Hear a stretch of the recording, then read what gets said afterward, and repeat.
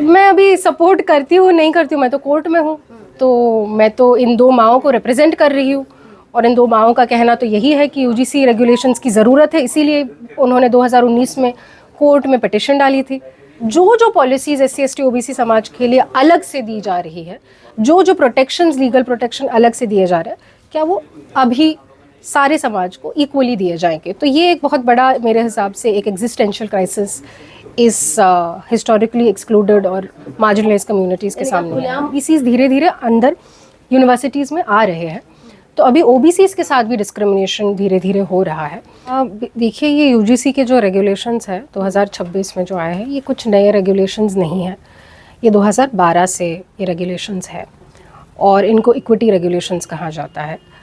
तो हमने जब कोर्ट में पिटिशन किया, 2019 में हमने पिटिशन किया, और ये दो माएँ हैं, राधिका वेमुला और अबीदा तडवी, जिन्होंने अपने बच्चे खोए हैं इस कास्ट बेस्ड डिस्क्रिमिनेशन को लेके इन कैंपसेस। तो इन दो माओं ने बेसिकली ये पिटिशन किया था, हमने उनके तरफ से वो पिटिशन फाइल किया था और उनका कहना बहुत सिंपल था। दो डिमांड्स थी। एक था कि कोर्ट को ये यूजीसी के 2012 के इक्विटी रेगुलेशंस जो डिस्क्रिमिनेशन के अगेंस्ट प्रोटेक्ट करते हैं स्टूडेंट्स को, फिर वो कोई भी किस्म का डिस्क्रिमिनेशन हो, कास्ट हो, जेंडर हो, रिलीजन हो, डिसेबिलिटी हो, इन सारे डिस्क्रिमिनेशंस को लेके एक ग्रीवेंस रिड्रेसल कमेटी होनी चाहिए अंडर द इक्विटी रेगुलेशन। तो हमारा डिमांड ये था कि पहले तो इन रेगुलेशंस को इम्प्लीमेंट करना चाहिए, क्योंकि ये रेगुलेशंस बिल्कुल इम्प्लीमेंट नहीं हो रहे थे।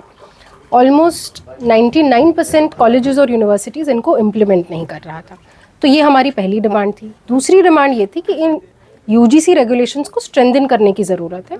इनमें बहुत सारी कमियां थी, जैसे कि जो इक्विटी कमेटी थी ग्रीवियंस रिड्रेसल की, तो वो इक्विटी कमेटी 1 मेंबर बॉडी थी ओल्डर रेगुलेशंस में। तो हमारा कहना था कि इसको मल्टी मेंबर बॉडी करो, इसमें स्टूडेंट रिप्रेजेंटेटिव्स लेके आओ, इसको ज़्यादा से ज़्यादा representative SC ST OBC women disable persons को इसमें लेके आओ।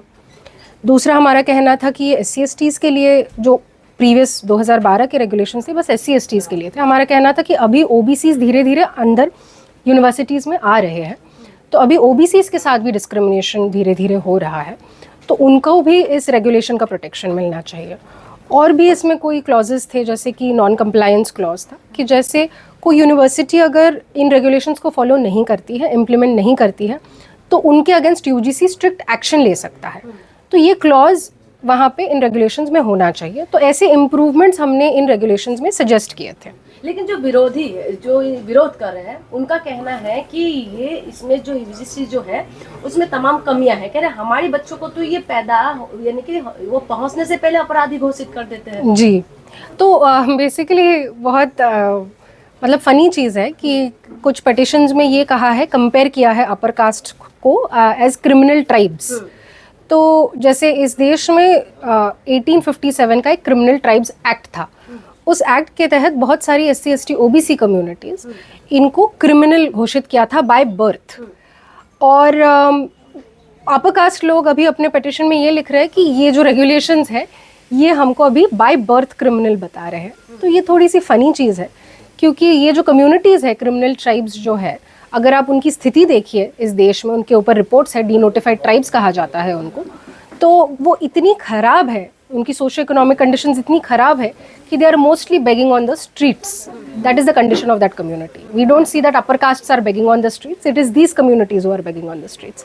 तो मेरा कहना ये है कि एक तो एक बहुत अजीब सा एक मोड आ गया है, जिसमें जो पावरफुल क्लास है, जो पावर में है और जिसको सदियों से स्ट्रक्चरल एडवांटेजेस मिले हैं, सदियों से, जनरेशनली, इंटरजेनरेशनली, वो क्लास अभी विक्टिमहुड क्लेम कर रहा है। वो बोल रहा है कि मैं विक्टिम हूँ, मेरे साथ रिवर्स डिस्क्रिमिनेशन हो रहा है।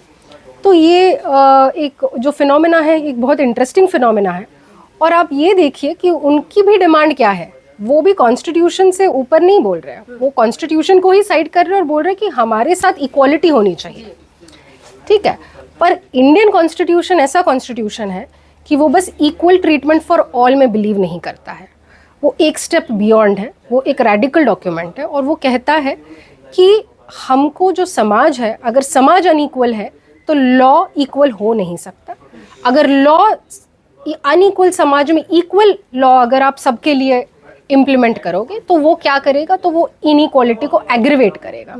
तो इसी वजह से आप अगर देखिए article 15(4), article 15(3), article 15(5), article 16(4), article 17, article 23, ये जो सारे कॉन्स्टिट्यूशन के आर्टिकल्स हैं, हम इससे ऊपर तो नहीं है। ये सारे कॉन्स्टिट्यूशन के आर्टिकल्स रिकग्नाइज करते हैं कि इस देश में जो हिस्टोरिकली रॉन्ग्ड समाज है, जो कि SC, ST, OBC समाज है, विमेन है, डिसेबल्ड पर्सन्स है, यही लोग हैं जिनके लिए स्पेशल प्रोविजंस या स्पेशल प्रोटेक्शंस बनाए जा सकते हैं।